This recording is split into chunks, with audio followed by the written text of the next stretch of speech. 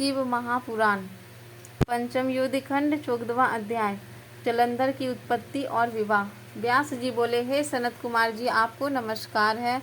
अब कृपा कर आप यह कहिए कि किस समय शिव जी ने अपने माथे का वह तेज क्षीर समुद्र में डाल दिया, उस समय क्या हुआ। सनत कुमार बोले, हे तात, जब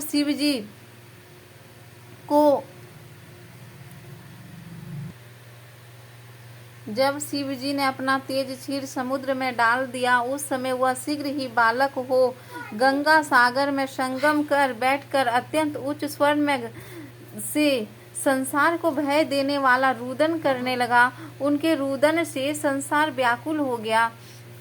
लोकपालों ने भी मन की व्याकुलता हुई, अधिक कहने से क्या है। चराचर चलायमान हो गया शंकर, सुवन के रुदन से ब्रह्मांड व्याकुल हो गया। समस्त देवता मुनि व्याकुल होकर लोक पितामह ब्रह्मा जी की शरण में गए। सबने मिलकर ब्रह्मा जी को प्रणाम किया और स्तुति की। फिर कहा, हे पितामह, यह तो बड़ा ही भयंकर समय उपस्थित हुआ है। हे महायोगिन, उसका नाश कीजिए। देवताओं की ऐसी बात सुनकर ब्रह्मा जी सत्यलोक से उतरकर समुद्र के तट पर उस बालक को देखने आए। समुद्र ने ब्रह्मा जी को आते देखकर उस बालक को उठाकर उन्हें प्रणाम किया और पुनः उन्हें गोद में दे दिया।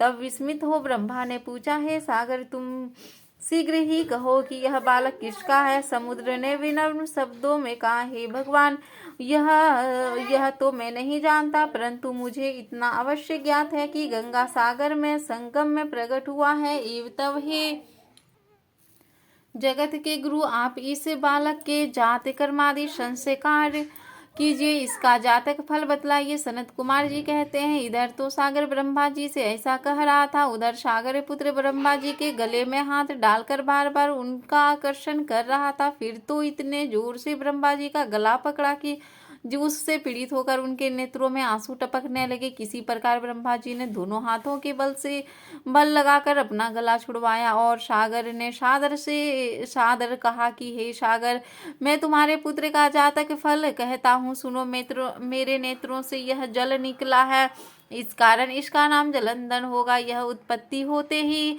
तरुण हो गया है, इससे यह सब शास्त्रों में पारगामी, महापराक्रमी, महाधैर्यवान, महायोद्धा और रणदुर्मद होगा। यह युद्ध में कार्तिकेय के समान धीर, सर्वविजयी और संपत्तिशाली होगा। यह बालक सबको दैत्यों एवं का अधिपति और विष्णु को जानने वाला होगा तथा यह कहीं भी नहीं हारेगा। एक शंकर जी को छोड़कर यह सबसे अवध्य होगा और जहाँ से उत्पन्न हुआ है फिर वहीं जाएगा। इसकी स्त्री बड़ी पतिव्रता, सौभाग्यशालिनी, सर्वांग सुंदरी और परम मनोहर, मिष्ट भाषणी और शीले की सागर होगी।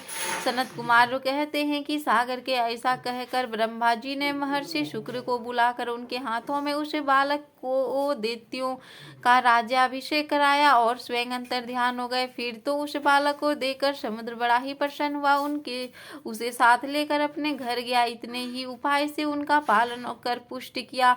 फिर कालनेमी नामक असुर को बुलाकर उसकी वृंदा नामक कन्या से सौविधि विवाह करा दी।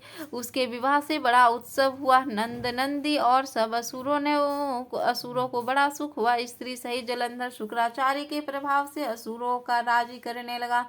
इति श्री महापुराण पंचम युद्धि खंड का 14वां अध्याय समाप्त।